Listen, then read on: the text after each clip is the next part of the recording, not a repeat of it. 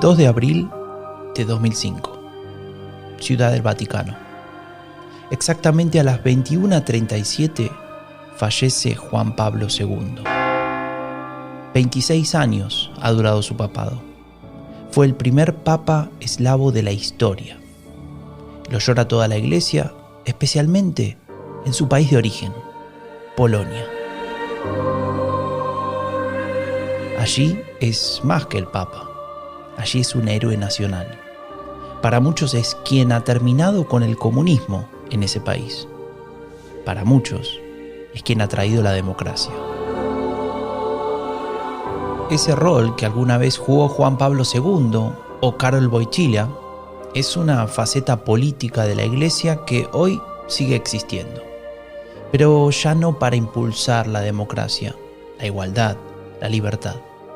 Ahora su poder, su influencia, se enfoca en la agenda del catolicismo más ultraconservador, ese que limita los derechos de las mujeres, por ejemplo, que solo acepta la imagen de la familia tradicional. Para la derecha radical, ese sector del catolicismo polaco es clave. En él y en su agenda se apoya para elaborar un relato que apunta a una de las preguntas más importantes para los polacos: ¿quiénes somos? ¿De dónde venimos? ¿Y quién nos protege?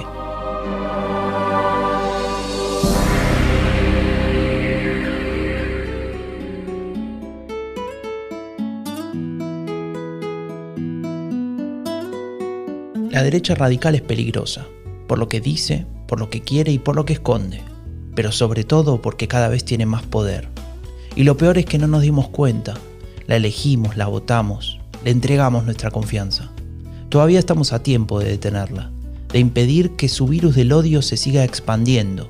Queremos desenmascararla, contarte cómo nos mienten, cómo juegan con nuestras emociones.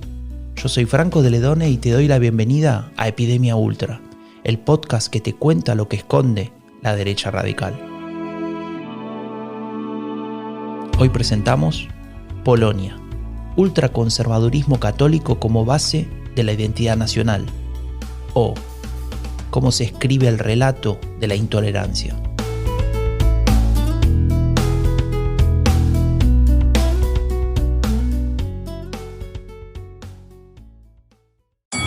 Saturday presents, in the red corner, the undisputed, undefeated Weed Whacker Guy. Champion of hurling grass and pollen everywhere. And in the blue corner, the challenger, extra strength Saturday. Eye drops that work all day to prevent the release of histamines that cause itchy allergy eyes. And the winner by knockout is Saturday. Saturday, bring it on.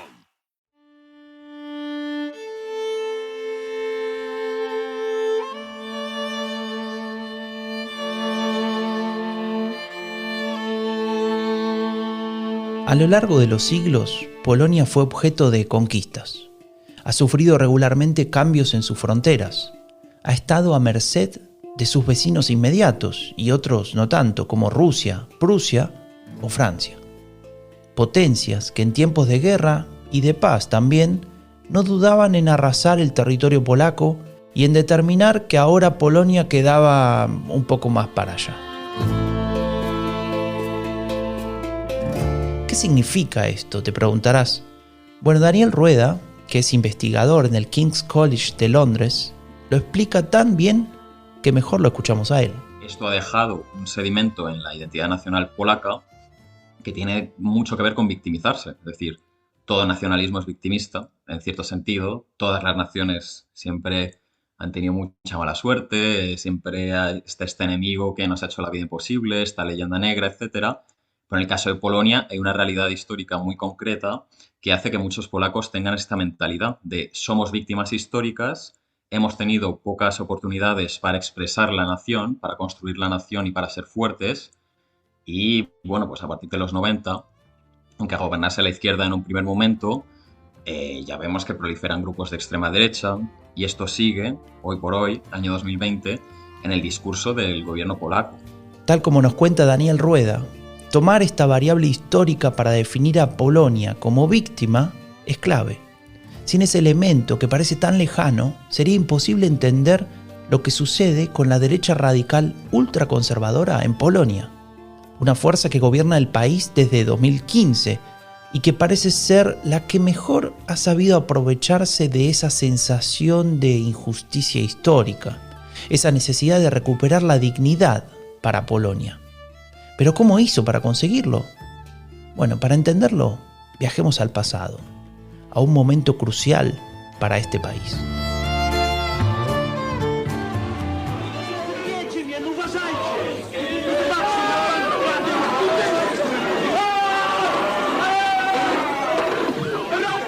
El verano de 1980 no iba a ser tranquilo, al menos no para las élites del gobierno polaco. Estamos en Gdansk, la ciudad más importante de la costa polaca, y allí se levanta una huelga. Sí, una huelga de los trabajadores se enfrenta a la dictadura del proletariado. Pero no se trata de una simple huelga, no, sino que se trata del inicio del fin de una era. Un proceso que culminaría con la caída del muro en Berlín, 9 años más tarde. El caso polaco es una excepción en el contexto de Europa del Este, porque los procesos de cambio socioeconómico y político comienzan en los años 80, ¿no? Los procesos de sindicalización en torno a Solidaridad y la movilización y los procesos negociadores con el gobierno comienzan en los 80. Ruth Ferrero es profesora de la Universidad Complutense de Madrid y especialista en el espacio post-soviético. Menciona Solidaridad, el sindicato que nace de aquellas protestas y con él el germen del cambio. Un movimiento social que contará con un aliado muy importante. Recepti salutaribus moniti, et divina institutione formati, audemus dicere. Y comienzan en los 80 también apoyados por el Vaticano, ¿no? Con la elección de Wojtyła en el 82. Y eso hace que el papel de la Iglesia, que nunca perdió poder, se viera reforzado. Y entonces se establece una alianza entre la Iglesia católica y la clase trabajadora que se agrupaba en torno a ese sindicato Solidaridad, ¿no? Casi 10 años después, culmina este largo proceso de cambio. La Tercera República de Polonia veía la luz, pero con ella venía un nuevo desafío, tal vez incluso más difícil que el mismísimo cambio de sistema. Había que responder a una pregunta histórica: ¿quiénes somos? Y la respuesta no será fácil.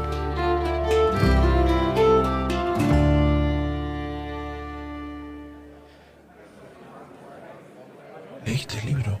Sí, claro. Esto tira abajo el discurso oficial del gobierno. ¿Qué van a decir ahora?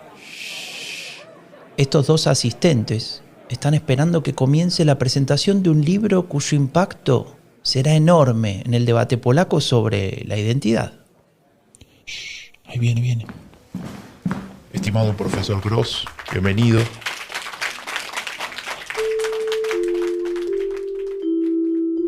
De traje oscuro y corbata lila, sube lentamente al escenario Jan Thomas Gross. Detrás de gruesos anteojos de marco negro se dispone a comentar su nuevo libro. Se titula Vecinos. Tal vez por estar en New York no se imagina el impacto que tendrá su obra, o tal vez sí. La publicación de ese libro por parte de ese historiador da un fuerte latigazo a toda la sociedad, porque en ese libro lo que se demuestra es que los polacos, durante el periodo de ocupación nazi, colaboraron en muchos casos con los nazis, entregando a vecinos judíos, ¿no? Básicamente es la historia es un historiador que hace un estudio historiográfico de un pueblo en el que demuestra cómo las personas polacas denunciaban a los nazis y se quedaban con sus propiedades. Algo que no entraba en la cabeza de ningún polaco en ese momento, porque ellos siempre habían vendido la idea de nosotros hemos protegido a los judíos, tanto de los soviéticos como de los nazis. Entonces todo esto, el mostrarlo, convulsionó mucho a la sociedad. Bueno, entonces, ¿qué somos? Si no somos esto, ¿qué somos?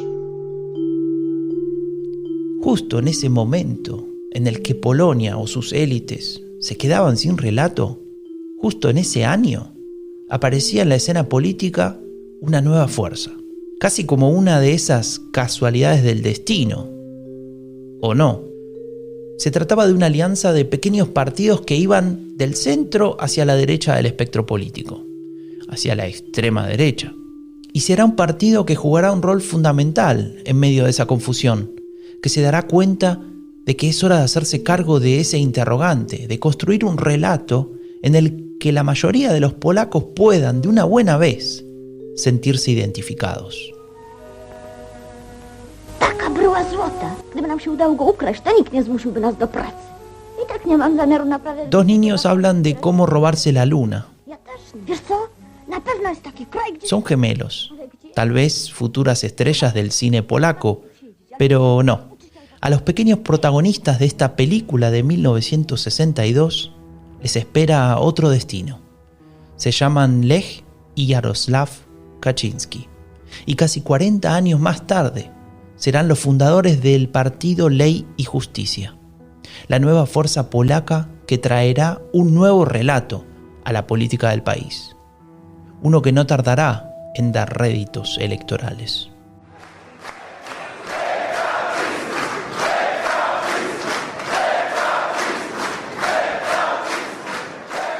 Estamos en 2005. Lech Kaczynski es vitoreado por sus seguidores. Acaba de ganar la elección a presidente. En algunos meses nombrará a su hermano gemelo, Jaroslav, como primer ministro. Y en ese momento volverán a ser los personajes principales. Pero no de una película. Ahora es real. Ahora juntos ostentan el poder político de Polonia. A partir de 2005, este partido Ley y Justicia, que en realidad nace en 2001 como un partido conservador, demócrata cristiano, que habla mucho de ley y orden, habla de crimen, habla de corrupción, pero aún no es populista, en 2005 da un giro y cambia su electorado, que se vuelve más rural, se vuelve un electorado que tiene menos capital escolar, es un electorado que está presente en la parte oriental del país, que es algo más pobre que la occidental, y es en este momento, en 2005, cuando se abraza un discurso abiertamente nacionalista. Este discurso nacionalista polaco que tiene que ver mucho con la victimización y que es un discurso también populista. Daniel Rueda se dedica desde hace años a estudiar el discurso del fascismo y de los populismos de derechas. En el caso polaco, él identifica a la victimización como un elemento fundamental, pero existe otro componente, uno que posiblemente sea tanto o más importante.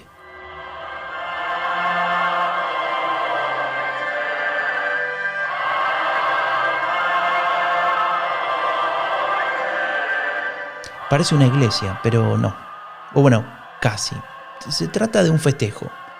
Otro aniversario de la creación de un medio de comunicación clave para la política polaca. Un medio de comunicación importantísimo que nace en 1991 en cuanto cae el comunismo, que se llama Radio Marija, que es la transliteración de María, así que sería Radio María, que está dirigida por el padre Rydzyk, que es un intelectual muy prominente en Polonia, es un intelectual en el sentido de conformador de la opinión pública.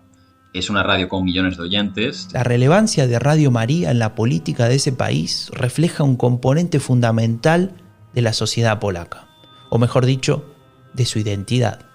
Claro, bueno, como digo, el catolicismo es un elemento primordial de la identidad nacional polaca, es decir, hasta el punto de que no es que exista el nacionalismo polaco y luego el catolicismo polaco, sino que en tanto este nacionalismo es un nacionalismo étnico, en el cual la nación como comunidad comparte ciertos rasgos, uno de ellos es el catolicismo. Entonces, en el fondo está todo aglutinado. Tenemos en este discurso una nación polaca, que es una nación víctima, que siempre históricamente, desde hace milenios, recibe presiones de enemigos más poderosos.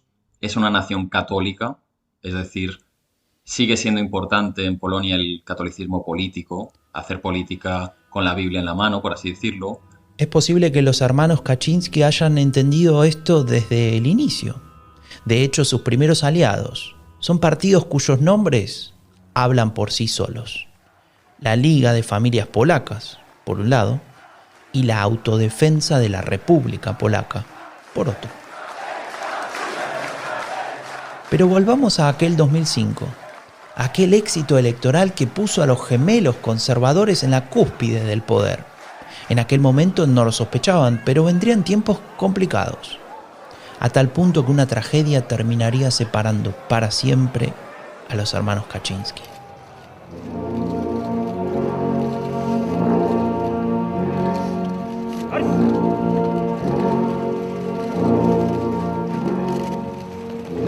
Abril de 2010, funeral de Estado. Días antes, el presidente de Polonia, Lech Kaczynski, sufría un accidente aéreo. Él, su esposa y otras 94 personas, entre las que se encontraban varios líderes de su partido, militares importantes, mueren trágicamente. El accidente deja a un país conmocionado, pero también deja a Ley y Justicia sin uno de sus líderes más relevantes. Ahora será Yaroslav el único jefe del partido. ¿Podrá hacerse cargo de todo? Y al principio parecía que no. De hecho, Yaroslav pierde las elecciones a presidente de 2010, unos meses después de la muerte de su hermano, y al año siguiente vuelve a perder, esta vez en las elecciones parlamentarias. Sin embargo, llegarán las elecciones de 2015. Kaczynski tiene preparada una movida de ajedrez. Y a partir de ahí todo va a cambiar. Va a cambiar para él, para Ley y Justicia y para Polonia.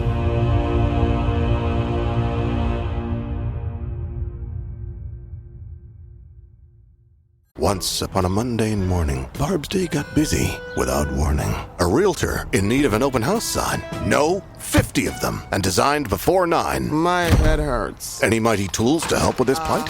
Aha! Barb made her move. She opened Canva and got in the groove. Bulk creating Canva sheets. Create 50 signs fit for suburban streets. Done in a click, all complete. Sweet! Now, imagine what your dreams can become when you put imagination to work at canva.com.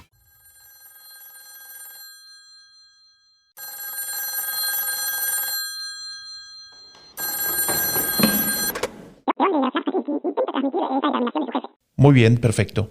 Ya lo transmito a la cúpula del partido. General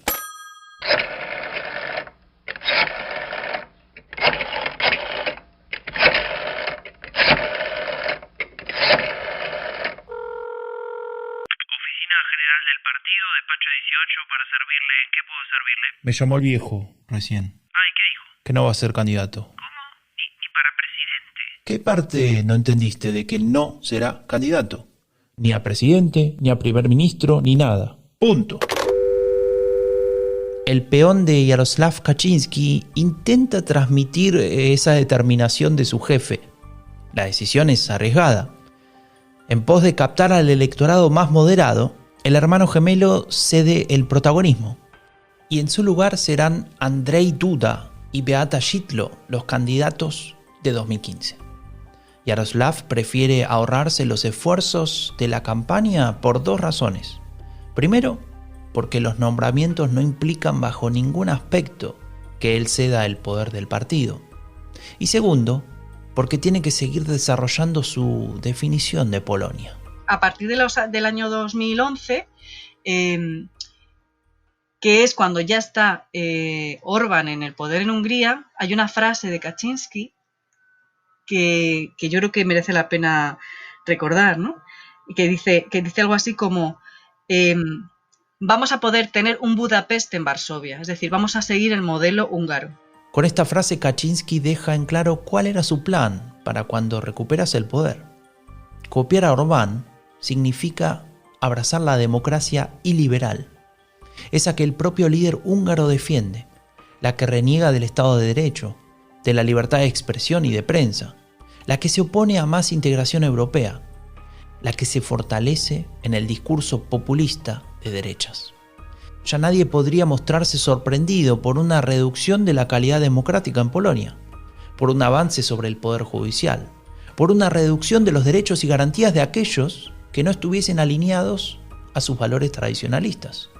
De hecho, lo hizo a partir de 2015 porque la jugada de apartarse le salió bien. Su partido, Ley y Justicia, ganó la presidencia y también ganó las parlamentarias.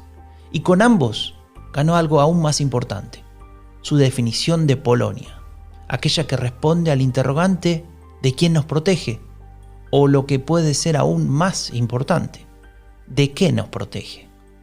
Nos volvemos a encontrar con esa percepción por parte de la ciudadanía de abandono de la Unión Europea.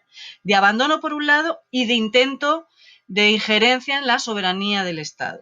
Y de hecho lo equiparan, y también en Praga lo equiparan. Yo he tenido ocasión de tener entrevistas con gente que lo equiparan a hemos conseguido liberarnos del yugo de Moscú y ahora es Bruselas la que nos quiere mandar. Nosotros queremos ser autónomos y soberanos y no estamos dispuestos a que ninguna fuerza externa, ningún actor internacional externo nos venga a decir cómo tenemos que gobernar nuestro país, ¿no? Y de ahí eso enlaza con ese extremado conservadurismo y ese extremado patriotismo, ¿no?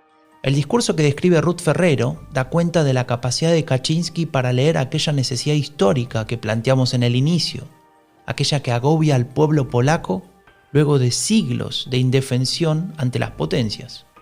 Se trata siempre de tener presente un elemento foráneo para, por sobre todas las cosas, saber lo que no somos. Se constituye una identidad nacional polaca en la que lo importante, como suele ser el caso cuando se construye una identidad, es lo que queda fuera.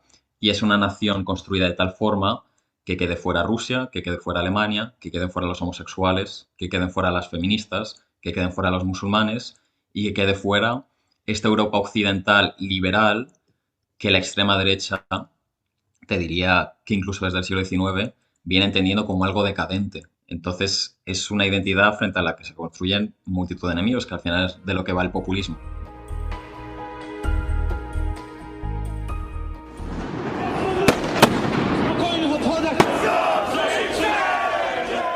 ...2020, Día de la Independencia de Polonia.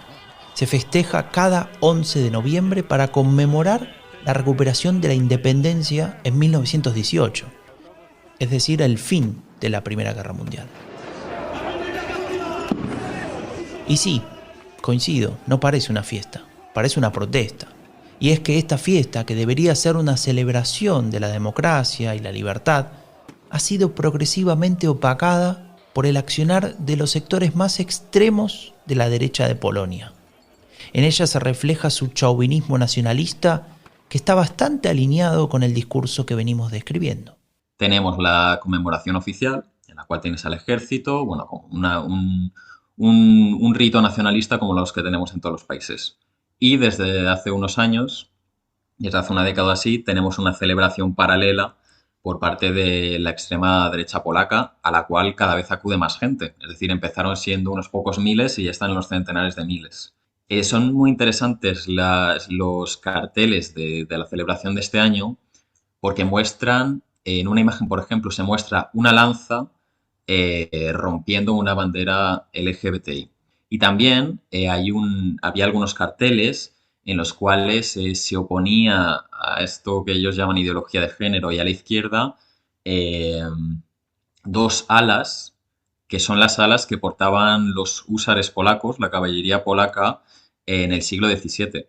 Y esto es muy importante porque tanto la lanza como estas alas que portaba la caballería polaca son famosas por una batalla muy determinada que se dio en el siglo XVII, que se dio concretamente en el año 1683, que fue la batalla contra el Imperio Otomano, en la cual participaron varios reinos europeos y uno de ellos fue Polonia, y en el cual se consiguió parar el avance de los otomanos, esto es de los musulmanes. Es decir, la extrema derecha retoma aquellos símbolos bélicos que representan la defensa contra lo foráneo. Según ellos, antes fue el Imperio Otomano y hoy son los homosexuales y las mujeres feministas. Y vos me preguntarás, pero los homosexuales, las mujeres, ¿no son polacos? Y claro que lo son, pero están fuera de la visión conservadora. En ellas son elementos disruptivos, elementos que generan miedo porque obligan a cambiar la perspectiva, obligan a pensar de forma abierta, obligan a imaginarse otro mundo. Y nuestro cerebro no está acostumbrado a lo nuevo, prefiere conservar, prefiere evitar riesgos. aunque más no sea un riesgo artificial, inventado, construido. Sí, construido. Construido, por ejemplo, por los sectores más conservadores del catolicismo. Polonia es un país ultracatólico, sería el equivalente a Irlanda o a Croacia, ¿no? Que también son países muy, muy católicos, muy conservadores en ese sentido, ¿no? Muy, muy extremadamente religiosos. Para poder estar legitimado en Polonia tienes que contar con la bendición de la Iglesia, ¿no? No hay partidos que no estén bien relacionados con la Iglesia, que puedan tener un apoyo social lo suficientemente importante como para tener una representación sustantiva, ¿no? en el Parlamento. Sin la Iglesia Católica no se entiende la Polonia contemporánea. La Iglesia Católica fue el refugio de los opositores al régimen socialista, y es una de los ejes sobre los que se construye la identidad nacional polaca.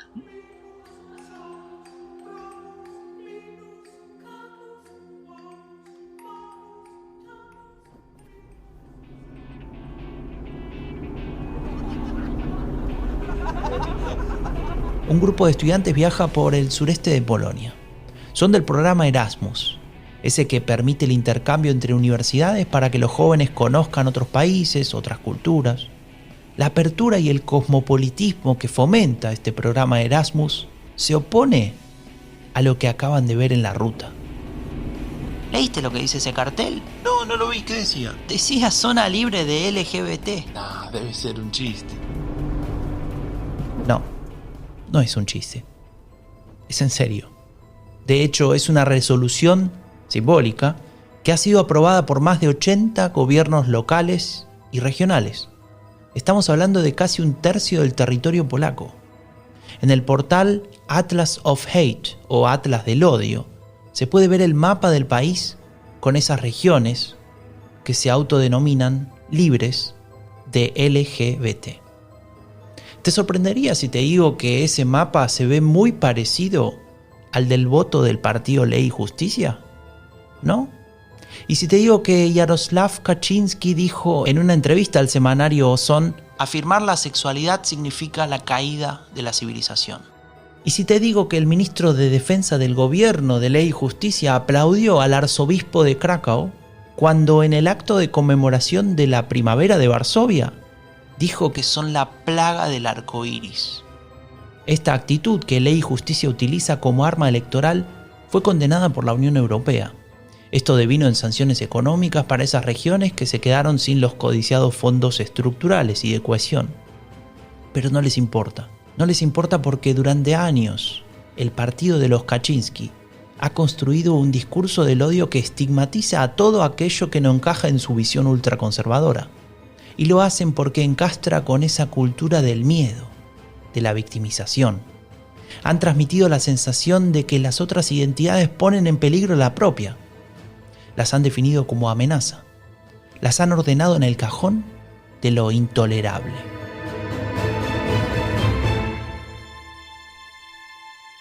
Esto tiene mucho que ver con los ultraconservadores católicos.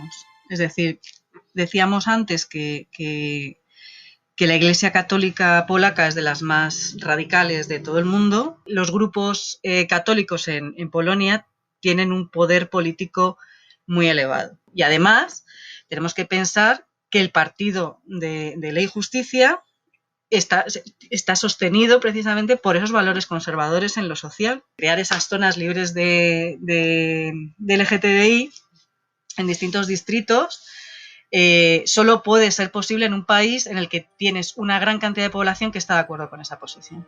Y en esto que marca Ruth Ferrero intervienen varios factores, pese a que sí es cierto que el catolicismo cumple un rol preponderante.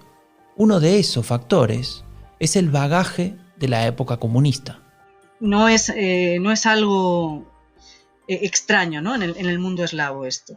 En muchos de los países de la región el odio, digamos, por los movimientos LGTBI y los temas de género está muy arraigado. Y también esto es explicable por cómo se construyó la cultura política de estas sociedades durante el periodo socialista, ¿no? Pues tiene que ver precisamente con que el Estado se construye sobre esa identidad campesina, sobre la homogeneidad, las minorías se ven arrinconadas y lo que se intenta es construir esos estados-nación de manera étnicamente homogénea. Todas las minorías o bien son cooptadas e integradas y cambiándoles el nombre, el lenguaje, etcétera, la religión, o son expulsadas o aniquiladas, ¿no?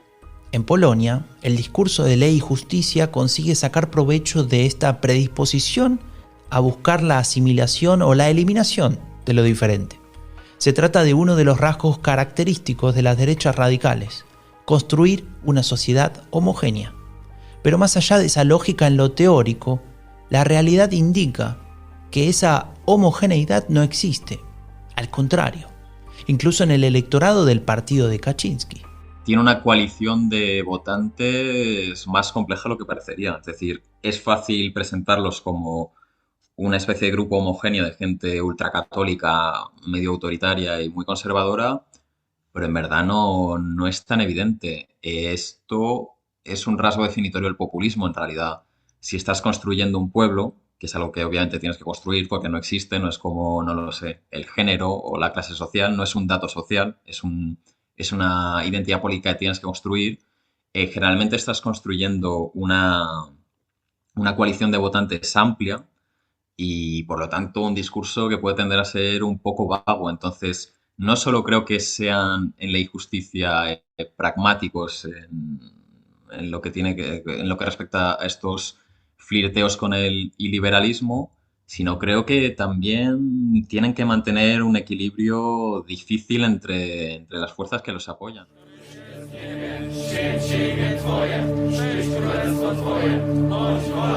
Antiabortistas rezan en la calle. Pareciera un ejército medieval a punto de iniciar una batalla. Ellos sienten que tienen el gobierno de su lado. Y tener el gobierno de tu lado también significa tener a la justicia.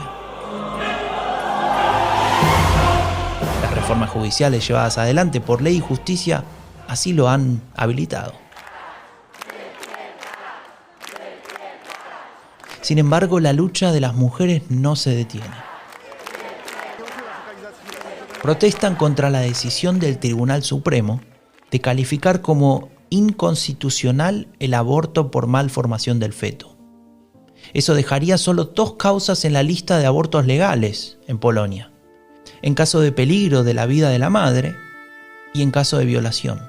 Es decir, apenas 2% de los abortos que se realizan en ese país. La indignación es grande y se refleja en las protestas. Está todo insertado en ese ultraconservadurismo católico. Ese discurso no difiere sustantivamente de las sectas ultracatólicas que podemos encontrar en otros países. La diferencia está en que los ultracatólicos en otros países no están en el gobierno. Y aquí sí. Tras días de protestas con cientos de miles de personas en las calles, el gobierno no tuvo más remedio que llamar a una tregua. Y claro, si fueron las protestas más grandes desde la Revolución de 1989. Una muestra de que Ley y Justicia todavía no es un partido tan poderoso. Ni su injerencia en la justicia ni la intolerancia de los ultracatólicos que quieren imponer su visión tradicionalista a la fuerza ha podido imponerse justamente. Y ante este clima, Kaczynski tal vez haya percibido que a veces es inteligente dar un paso atrás. De hecho, no sería la primera vez que lo hace. Daniel Rueda nos da la clave de esta decisión. Pero es que claro, es que Ley y Justicia tiene 40 y pico % de votantes y no todos ellos son ultracatólicos. Entonces, diría que son pragmáticos a nivel institucional, de a ver qué hacemos con los jueces ahora, casi de improvisar sobre la marcha, con cierta superación del liberalismo político en mente, pero sin tener ningún plan trazado, eso desde luego. Y eso era el caso de Trump y sería el caso de Salvini si gobernase y sería el caso de Abascal si gobernase. Es gente que tiene claro que quiere estirar los límites institucionales, pero que tampoco sabe cómo.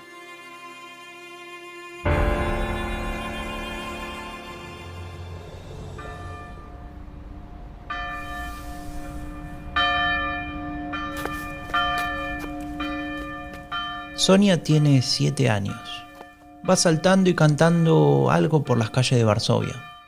Cada 2 o 3 saltos se detiene y junta algo del suelo. Son perchas. Ya tiene 5 o 6 en el brazo izquierdo. Quedaron ahí luego de la marcha del día anterior.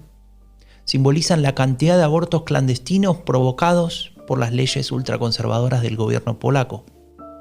De pronto, la madre de Sonia le grita. La nena vuelve corriendo con una expresión de miedo en el rostro. Su mamá le tira las perchas de un golpe mientras que le sigue gritando. Le dice que esas perchas son de las enemigas de la nación, de la iglesia, de Dios. Repite las palabras que escuchó en Radio María. Y Sonia no tiene más remedio que escuchar.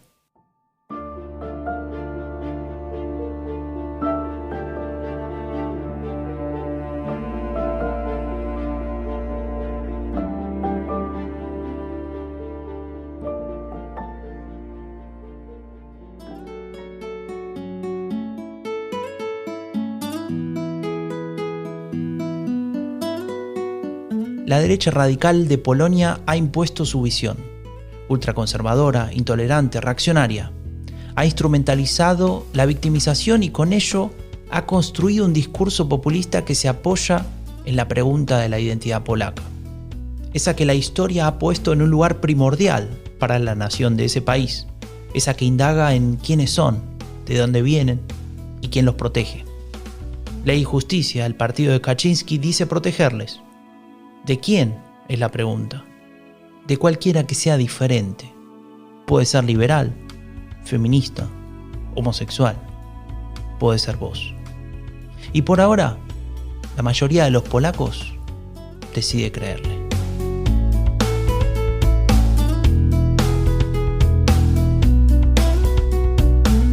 Yo soy Franco de Ledone y esto fue Epidemia Ultra, el podcast que te cuenta lo que esconde la derecha radical. Este episodio fue posible gracias a la colaboración de 2 enormes especialistas. Ruth Ferrero, profesora de la Universidad Complutense de Madrid y especialista en el espacio post-soviético, y Daniel Rueda, investigador en el King's College de Londres, experto en fascismo y populismo de derechas. Idea, locución y edición, Franco de Ledone. Guión, Romina Ballester y Franco de Ledone. Producción ejecutiva, Tomás Pérez Bisón. Comunicación, Raúl Gil Benito. Epidemia Ultra es una coproducción entre Anfibia Podcast y Rombo Podcast. Suscríbete en Spotify, en Apple Podcast o en cualquier otra plataforma que utilices. Y si querés saber más sobre nuestro proyecto Transmedia, ingresá a Epidemia Ultra o seguinos en nuestras redes sociales.